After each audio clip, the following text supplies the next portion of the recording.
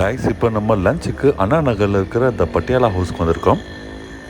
Authentic Punjabi டிஷ்ஷஸ்க்கு இவங்க ரொம்ப ரொம்ப ஃபேமஸ்.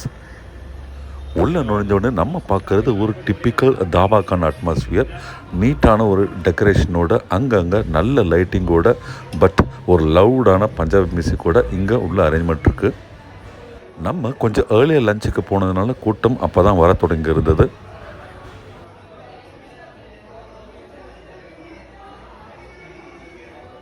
நம்ம ஸ்டார்டர்ஸ்க்கு கிரன்ச்சியான மசாலா பாப்படும் டொமேட்டோ சூப்பும் ஆர்டர் பண்ணியிருந்தோம்.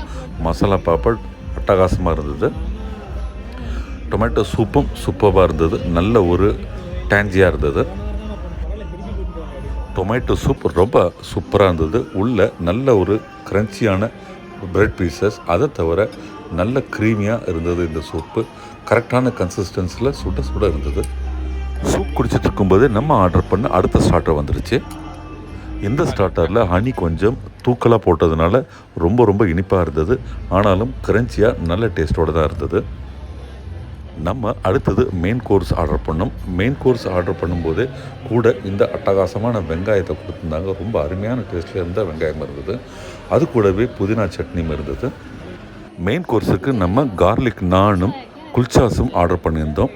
அது கூடவே சைட் டிஷ்ஷாக மட்டர் பன்னீர் மசாலா ஆர்டர் பண்ணியிருந்தோம்.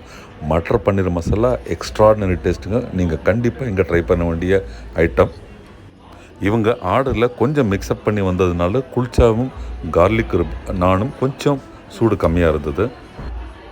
சூடு கொஞ்சம் குறைவாக இருந்தாலும் கார்லிக் நானும் சரி, குல்ச்சாஸும் சரி, செம டேஸ்டியாக அட்டகாசமாக இருந்தது. அதுவும் அந்த மட்டர் பன்னீரோடு சேர்ந்து சாப்பிடும்போது சூப்பராக இருந்தது. ஃப்ரெண்ட்ஸ், நீங்கள் ஒரு ஆத்தென்டிக் பஞ்சாபி தாபாவில் சாப்பிட்ணுன்னா கண்டிப்பாக இந்த த பட்டியாலா ஹவுஸ் ரெஸ்டாரண்ட்டுக்கு வரலாம். அருமையான ஒரு டெக்கார், அட்டகாசமான ஒரு ஃபுட், ஒரு நல்ல ஆம்பியன்ஸில் அருமையான சாப்பாடு. மிஸ் பண்ணாதீங்க.